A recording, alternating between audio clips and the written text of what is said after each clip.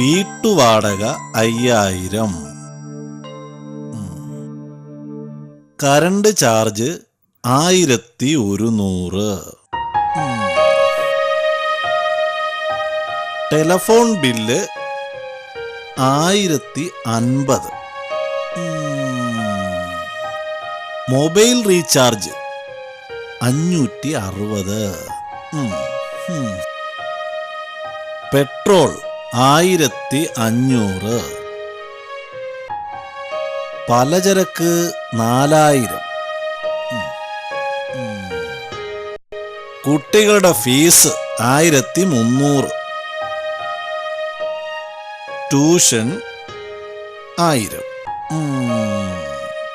Annie, എടി Annie, എന്നെ ചായ, നീ ഇത് വല്ലതും കേൾക്കുന്നുണ്ടോ?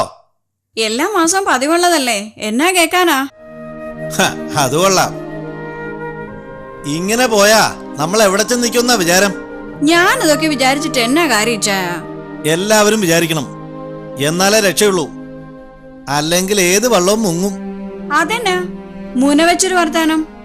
അതല്ലടി, ഓരോ മാസവും വിചാരിക്കും എന്തെങ്കിലും മിച്ചം വെക്കണമെന്ന്. എവിടെ, എങ്ങനെ സാധിക്കാൻ? ആഹാ, അതെന്റെ കുറ്റം എന്ന് ഞാൻ പറഞ്ഞില്ല. നിന്നോടല്ലാതെ വേറെ ആരോടാ ഞാനിതൊക്കെ പറയുന്നേ? നീ അല്ലാതെ ആരാ എന്റെ വിഷമം അറിയുന്നേ? ഇങ്ങനെയൊക്കെ പറയാൻ ഇപ്പൊ എന്താ ഉണ്ടായ? എടാ മോളെ, ചെലവ് കൂടുന്നു, വരുമാനമൊട്ട് കൂടുന്നുമില്ല. എല്ലാവരും ഇതൊക്കെ തന്നെയാ പറയുന്നേ. നീ പത്രം വായിക്കാറില്ലേ? ദേ, കളിയാക്കല്ലേ? കളിയാക്കിയതല്ലടോ, ഗ്ലോബൽ റിസഷനാ, സാമ്പത്തിക മാന്ദ്യം. അതെനിക്കും അറിയാം. അറിഞ്ഞിട്ടെന്താ കാര്യം? എന്ന് വെച്ച് ജീവിക്കണ്ടേ? വേണം, പക്ഷെ നമ്മൾ നമ്മളെ തന്നെ അറിഞ്ഞ് ജീവിക്കണം. അതേ എനിക്ക് പറയാനുള്ളൂ. എന്ന് വെച്ചാ കുറയ്ക്കേണ്ടത് കുറയ്ക്കണം. ആവശ്യവും അനാവശ്യവും തിരിച്ചറിയാൻ പഠിക്കണം. അച്ചായ, അതിനിപ്പോ ഞാൻ എന്നാ ചെയ്യണ്ടേ? ഇങ്ങനെ പോയാൽ നമ്മൾ ഒരിടത്തും എത്തത്തില്ല. മക്കൾ വളർന്നു വരുന്നു, ദാന്ന് പറയുമ്പോഴേക്കും കിട്ടിച്ചേക്കറാവും. അത് ശരിയാ. അതിനു മുമ്പ് ഒരു വീട് വെക്കണം, കേറിക്കിടക്കാൻ സ്വന്തമായിട്ടൊരിടം. അതെന്റെ ഒരു സ്വപ്നമാണ്. എനിക്കിതൊക്കെ കേൾക്കുമ്പോ ഒരു ആദ്യ.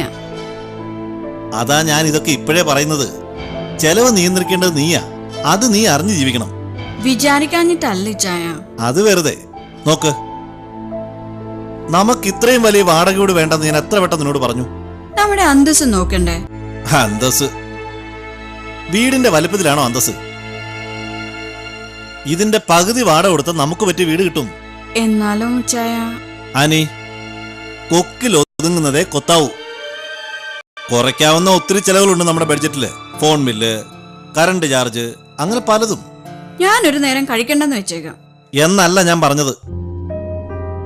അതിനാദ്യം നീ എന്നെ മനസ്സിലാക്കണം.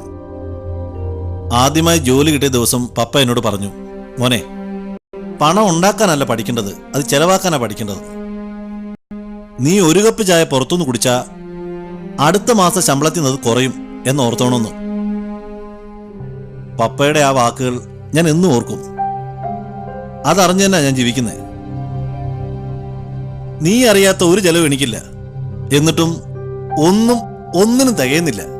അത് നീ അറിയണം, അറിഞ്ഞേ പറ്റൂ, അല്ലെങ്കിൽ ആപത്താണ്. നീ കർത്താവ് പോലും നമ്മളോട് ക്ഷമിക്കില്ല.